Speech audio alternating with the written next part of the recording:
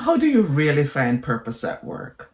That's a question I get a lot from especially my public speaking students. And I get that question because in the first class, they watch this video where I talk about how I accidentally found my purpose.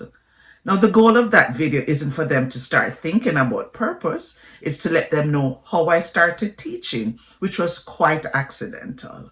I went for a job interview to be a public relations officer. I didn't get it. And I ran into my grade 7 English teacher from my alma mater.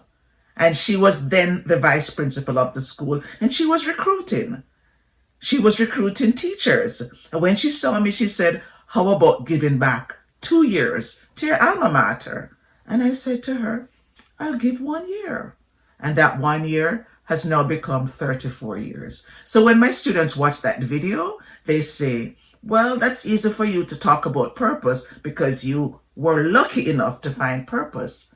But I tell them that when I went into the classroom and I fell in love with teaching, but I fell in love with the students, and I fell in love with the impact that I could have on their lives outside of teaching history. Because it was history that I was teaching, a subject which I have no interest in teaching, but at that time, that was what was available.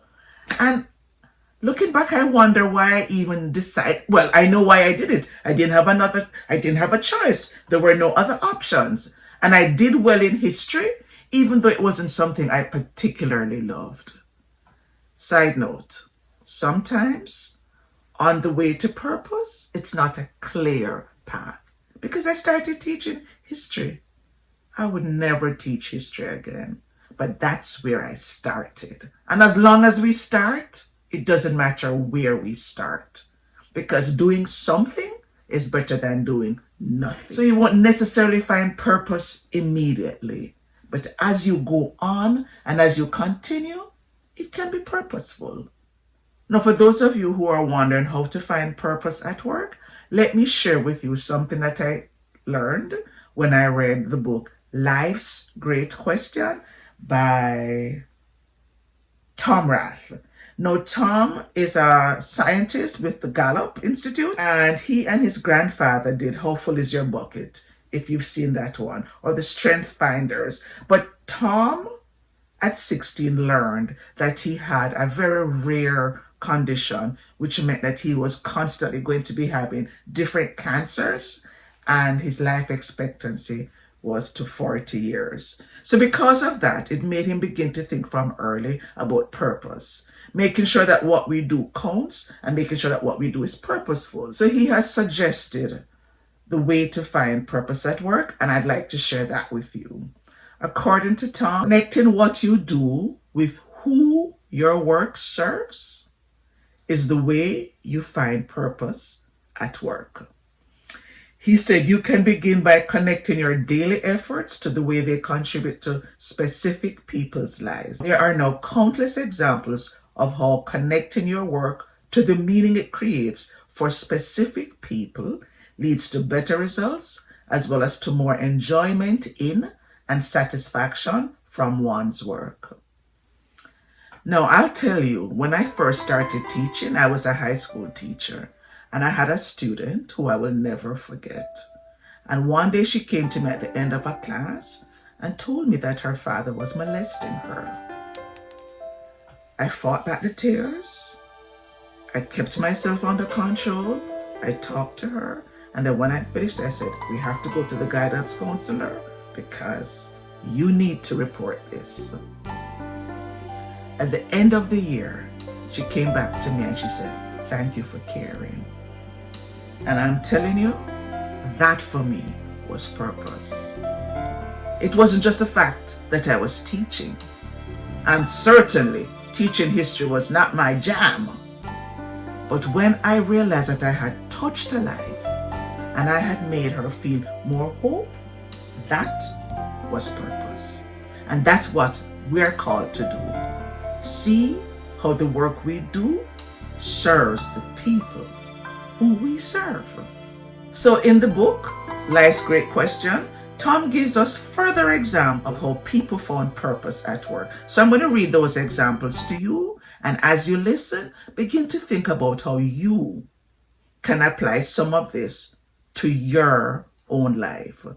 So he tells us about the food industry. And he says that in the food industry, when a cook or someone preparing food can literally see the people they serve, it increases that customer satisfaction with the meal by 10%. And if the cook and the customer can both see each other, then the satisfaction with meal quality goes up 17% and the service is 13% faster. And then he gives us examples of this in other professions.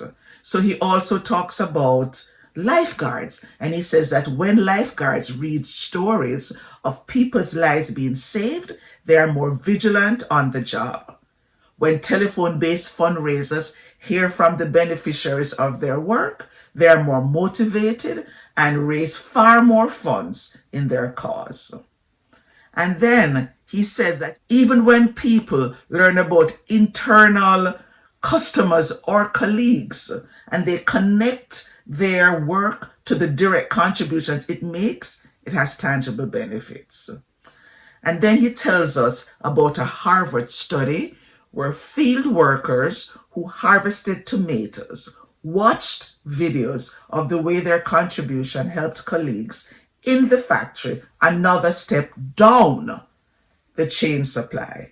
In comparison to a control group, the workers who watched this short video experienced a 7% increase in productivity as measured by tons of tomatoes harvested per hour.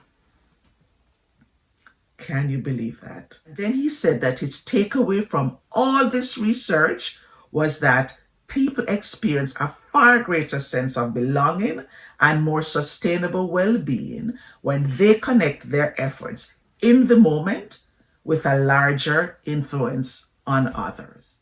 And that has been my experience. I love when my students get A's. I love when they're happy with their results. But I'm even more pleased when they reach out to me after the semester has ended and they send me these little love notes. He said, "You were the teacher I wished I had in so many of my classes that inspired and encouraged me to do more and learn more and love what I was doing. We wish we had more teachers like you." Let's have a look at this email. "Good afternoon, Professor. Hope you're doing well. Was missing your teaching, blah, blah, blah. Thanks for guiding and enlightening everyone." Now, these messages to me mean the world. Like I said, I want you to get good grades. But for me, the purpose is all about you saying, you know what? This has touched my life. This has helped me to live a better life. That to me is purpose. I had a mature student, I think at the beginning of the pandemic. And during the pandemic, he had reached out to me about a textbook. And I loaned him my textbook. At the end of the year, when he returned it, I didn't get a chance to pick it up from my office because it was a pandemic and I wasn't going into the office. And about 6 months after when I went in, I got this email from him. And I'm telling you guys, had me in tears. And then and in addition to the note, he left me this. A little plaque, and it says, "Children are born with wings." He said, "I know I'm not a child." He said, "Children are born with wings. Teachers help them to fly." And he said, "Thank you for helping me to fly." I'm telling you, when I got that, that was it for me. That made my day. I still have the note. He left a note as well as sent me the email. I still have the note. That's purpose, guys. So, if you're thinking about finding purpose at work, begin to see how what you do can connect with people and make the connection. And the more connections you make with what you do and how it helps the people you serve, the more you make that connection, the more you will begin to see purpose, and the more you'll begin to experience purpose at work. Remember, purpose isn't this big, scary, unknown, undefined thing. Purpose is you saying, I'm here for a reason. Let me see how I can contribute to somebody else's life. That's all you're doing, contributing. So begin by contributing some way. And the more you contribute is the more you will find more and more purpose, and the more things will be clear to you. So you will know what your purpose is at work and outside of work. So I hope this helps. Remember to think of life's great question. Life's great question is, how can I contribute to others? Find the answer. Thank you for watching. Talk to you soon. Bye for now.